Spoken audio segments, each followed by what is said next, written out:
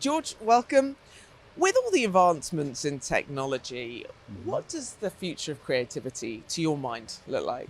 I think that's a great question. At Intel, we've really been pushing on the AI space, obviously, as everyone is. I think one of the major advancements that came into play this year is unlocking AI experiences on your device. So obviously, large language models live in the cloud, and all that development happens in the cloud. Now with AI built into the chips that we make that are shipping on PCs, you can unlock new experiences for creativity. So a couple examples, obviously Microsoft Copilot, that's gone big in the past couple of weeks, and that's going to help optimize your efficiency with your workflows and turning Excel documents into PowerPoints and all of those kind of things. But on the creativity side, it unlocks a new way for any creator. And I say any creator, so you could be an agency creative director, you could be a musician, you could be someone that just wants to experiment. So if you've never composed music before, now you have that AI compute power and that AI technology built into your laptop. So you don't have to have experience, you don't have to have access to an expensive model that you're trying to use in the cloud to do that work. You can just go out, pick up an AI powered laptop, hopefully an Intel one, and you can just start to experiment, right? So I think it gives people new avenues to try things that they've never done before. So, I'm not a music composer, but it might be fun to dabble in that, right? It might You be never fun know. it might be fun to test out creativity with some of Adobe's tools, right? And with that power now on your individual device, you don't have to have that experience, and be uncomfortable with AI. It should become much more comfortable for you to experiment in new ways.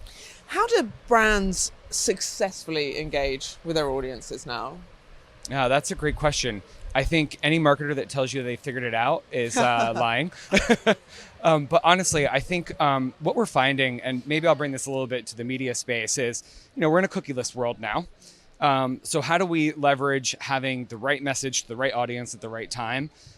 So I'll tell you a little bit of some of the things that we're thinking about. We're thinking about how do we use our first party data more, right? So how do we use the relationships that we have with people who have opted in and agreed to have a relationship with Intel? And then what does fostering that look like to keep them engaged? And then honestly, I run media for Intel as well. And one of the things that we're doing is we're going back to the future a little bit.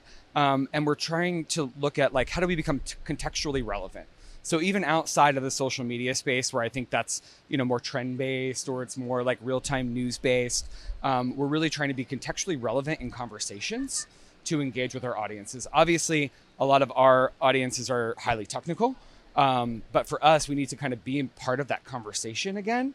And that goes beyond a targeted ad or knowing that you visited our site and that you're in that buying phase. It's about how do you have Intel's top of mind throughout your journey, throughout the year, throughout your life.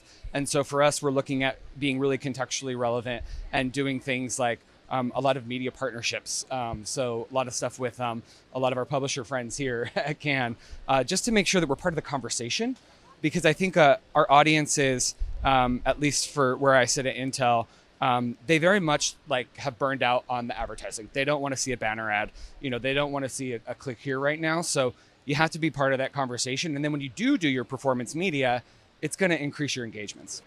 You sound super passionate in this area. What are you most excited for, though, in this space? I think what I'm most excited for is the abilities that AI is going to unlock for my team. So how do we use it to save time? How do we use it to upskill, right? So whether it's our creative team or whether it's my media team or whether it's anyone on my team, how do we use AI to save us time so that we can focus on meaningful team engagements and actually upskill our workforce? And I think there's a lot of fear about it taking away jobs. I look at it in the opposite, is that it allows everyone to save time so that we can upskill and focus on more strategic initiatives.